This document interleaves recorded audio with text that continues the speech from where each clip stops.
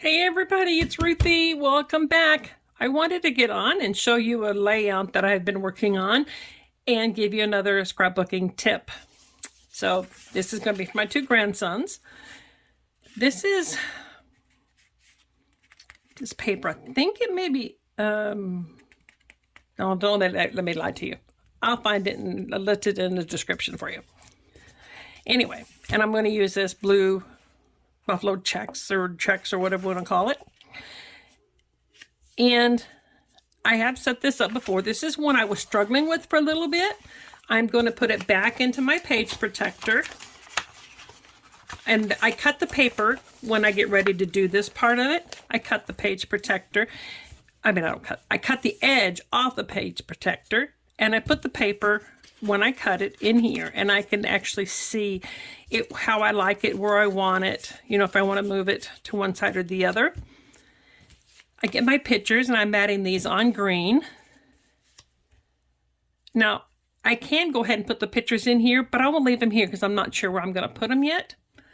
I did cut out the title on my Cricut, so Dynamic Duo is going to be my title, and it's going to come up here. And I decided I want to put this in all kinds of like vehicles. So I'm going to put, this is a racetrack. They used to have one, they used to play with it when they were little. So to decorate the title up a little bit, I'm just going to put this racetrack like that. I think it looks cute.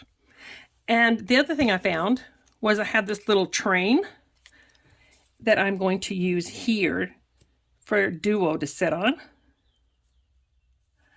And I do take the adhesive off of my stickers for the most part when I put them in. But if I have one that I don't, I do keep a small thing of powder. I just use little travel sizes, and a paintbrush or my fingers, or I do have a tool for that, but I'm usually too impatient, so I don't always do it. Anyway, so I'm just going to play with this, and what I do is I play with this on the outside, and that way I'm able to set up exactly how I want everything to go. I have this circle. It's got a bee on it, but I'm covering the bee up so it doesn't matter. If there's something on there that you don't like, cover it up. Now they do have a teddy bear, this huge teddy bear called Tiny that they like. They've had forever. And I'm going to put him here. That's going to be my journaling. It won't be a lot more than just their names and how close they've always been. And then I wanted one more thing on this side. So I have this, just a circle. It can be for journaling as well, but that's not what I'm going to use it for. And I'm going to put this here. And I play with these things to see how I want it to be done. So I have this car, this 18-wheeler with cars and stuff on it. And I have a crane, which I'm going to put up here. Just going to overlap that just a little bit. I have a boat, and I think it needs something up here. I have a plane that I'm going to put on the top up here. And a little sign that says, "You are amazing." That I want it to look like this crane is holding up this sign. Like that. Now, if I decided I want something else on here, if I wanted to try, see if I needed something else, most of these stickers came out of this Echo Park sticker books. So I can look in here and I can find something else if I find something else that I like. Let's look in this other one because a lot of them came from this one here. So if I decided I want to try, oh, let's see here. There's a race car and a truck, a dump truck. They used to have a dump truck they played with. I can take this up here. And I just get the powder and get some, and then I can play with it to see if I like the way it looks. If I don't, then I can always remove it, try something else. And this way I can actually see how my layout's going to look before I actually glue anything down. So I can just sit here and just play and get all of these things on here and then glue it down.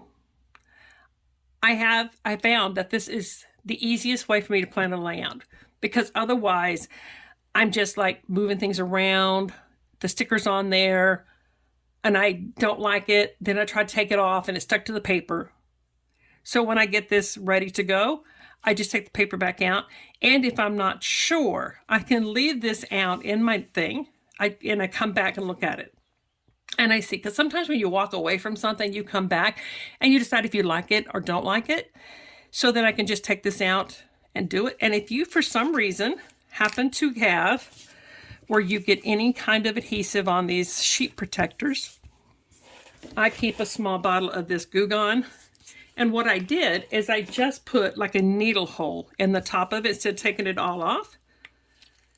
And you can take this Goo Gone and it takes the adhesive off of this thing here. I'm just using a baby wipe, so I just use the corner of it. And then take the other side and wipe it down, and it takes the adhesive off of it. If you decide to use the adhesive, I have, but if you're not careful, it can tear up your stickers. So I store my stickers in a notebook, so I think that it works better than that. But the other thing you can do, if you don't want to do it that way, you can take some Reynolds cut right paper, and you can cut the paper and lay it down over here like this. And then you can take your stickers, and you can actually use just the sticker part of it. And these will stick down here too. Here, you can play with these stickers, decide how you want it. Bring my pictures back over here. And you can play with it and move them around.